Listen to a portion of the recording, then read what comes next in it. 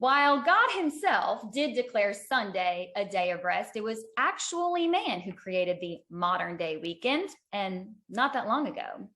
It was just 1938 when then President Roosevelt signed into law the Fair Labor Standards Act, which created the 8-hour workday and the 5-day work week for federal employees. Of course, labor unions jumped on it, but it wasn't until Mr. Ford himself actually adopted the schedule that it really started to take off in private enterprise.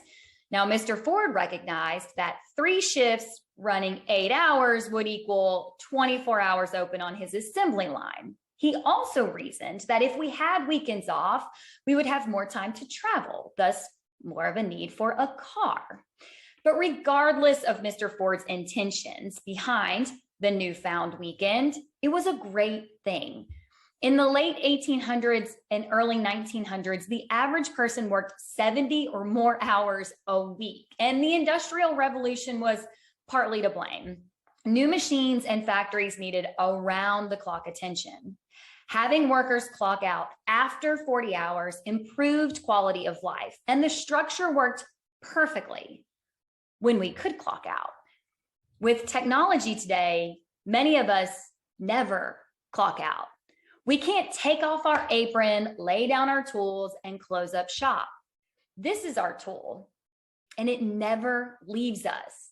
We are accessible 24/7 and thus are expected to be accessible 24/7, which is why after the technological revolution, we need to revisit our standard work week.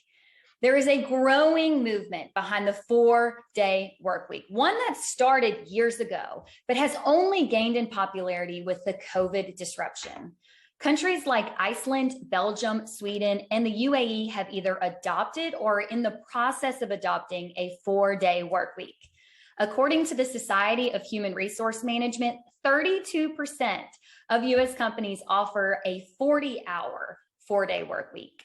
Shake Shack, ThreadUp, Shopify, and Kickstarter are examples of these. And time again, researchers have found the same results. Productivity and output remain the same. Worker satisfaction and engagement increased. Nearly 70% of companies that adopted the 4-day work week found that recruiting and retention were easier. Employees use less sick time and PTO. One less day at work means one less day of expensive childcare for parents and a day to schedule all of those doctor's appointments. How is it possible that this is a win-win? The truth is, we are already working a 4-day work week.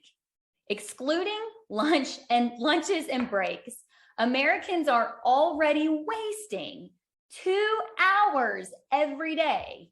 2 times 4 equals 8. That's your Friday, people. We're on social media. We're doing personal things like planning vacations, fraternizing with our coworkers, trudging through unnecessarily long meetings, and just spacing out. Trust me, we can all look busy when we need to.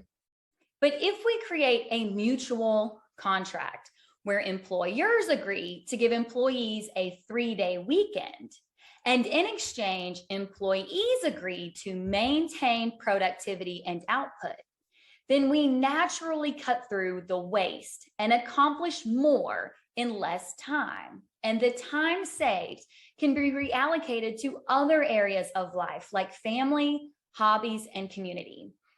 Now, I know there are jobs and services that just can't do it. Iceland did find that they had to hire more staff to support the healthcare system. Clearly, a 7-day-a-week service. Restaurants, retail, public works, if they were to adopt a 4-day work week, they'd probably have to add staff. But for a lot of us, it's not as far-fetched as you may think. We work with a ton of manufacturing clients that think there's no way this could be implemented. But Henry Ford did. In the middle of the Industrial Revolution, he reduced worker hours, and he's in the history books as forward-thinking and a world-famous business leader. That's it for this week. This is Jeannie, the 401k lady.